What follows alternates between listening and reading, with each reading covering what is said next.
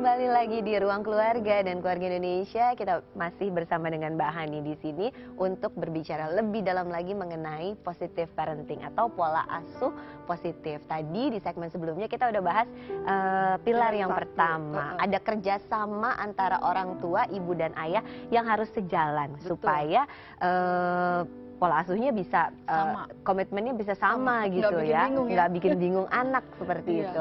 Nah, setelah kerjasama, apalagi di pilar kedua yang harus dilakukan, Mbak? Pilar kedua yang paling penting adalah belayan, pelukan, ciuman ya. Itu merupakan landasan penting untuk supaya anak tumbuh sehat secara fisik maupun emosional. Kenapa? Karena ketika kita membelai anak, memeluk anak, mencium anak, itu akan mengembangkan kedekatan emosional. Dan itulah kunci dari segalanya untuk masa depan anak.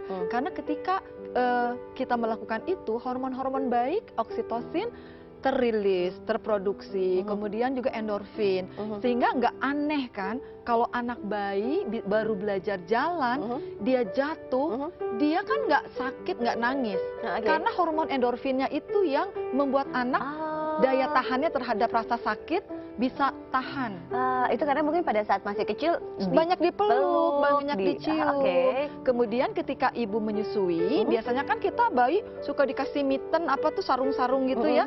Sebaiknya bebaskan aja, kukunya gunting aja. Jadi biarkan dia juga menyentuh bagian tubuh ibu, memeluk, karena itu akan terilis oksitosinnya sehingga daya tahan anak semakin kuat, sehat dan tahan terhadap tantangan. Nah, kemudian dianjurkan minimal 4 kali untuk memeluk, mencium, membelai. 4 kali. 4 kali supaya anak bisa survive. Kemudian 8 kali supaya dia bisa maintain sehat, kuat. Dan kalau mau anak kita tumbuh, kembang, supaya emosinya juga sehat, fisiknya sehat, cerdas ya, kuat, itu 12 kali. Jadi minimum 12 kali peluklah putra dan putri Anda supaya bisa sehat secara fisik maupun emosional. Itu pilar keduanya. Pilar ketiga, Mbak? Nah, pilar ketiga ini adalah terapkan aturan secara konsisten. Itu agak sulit. Nah, biasanya kan lagi enak nih bisa, tapi lagi sibuk, banyak yang dikerjain, aduh mau cepet, udah deh gitu. Udah deh, ya udah sekarang boleh. Anak akhirnya jadi memanfaatkan keadaan manipulatif juga ya. Ya, jadi kita tuh harus betul-betul ajarkan anak aturan yang sederhana supaya kita pun ketika sibuk masih tetap bisa melakukan itu, karena kan semuanya harus dimulai dari hal yang mudah. Kemudian jadilah kita juga sebagai contoh yang baik untuk anak-anak, orang tua.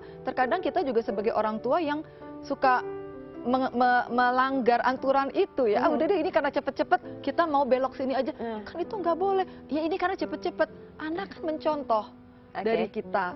Kemudian juga anak-anak itu dikasih penghargaan kalau dia sudah mengikuti aturan dengan baik. Dan harus dikasih penghargaannya atau praise, ucapan-ucapan yang mendukung ya. Langsung, jangan nanti aja deh besok kalau dia udah lebih baik lagi, sekarang baru segitu, nggak perlu.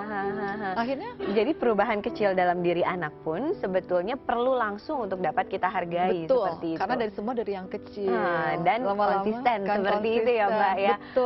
Itu baru pilar ketiga aja udah sebegitu menariknya. Seperti saya yakin juga keluarga Indonesia pasti menanti. Terus pilar keempat, kelima, keenamnya apa? Nanti akan kita bahas ya. Dan kami juga masih mengundang keluarga Indonesia yang ingin bertanya atau ingin konsultasi seputar topik ini, boleh kami undang untuk menelepon ke nomor 021-2903-2644. Dan di momen yang spesial ini untuk Anda yang menelepon ke Ruang Keluarga, diskusi bareng kita tentang topik ini, kami telah menyiapkan 1 buku untuk Anda yang menelepon, Positive Parenting, untuk Anda yang ikut berdiskusi, ikut ngobrol bersama kita untuk cerita dan menghubungi Ruang Keluarga di nomor yang telah tadi saya sampaikan.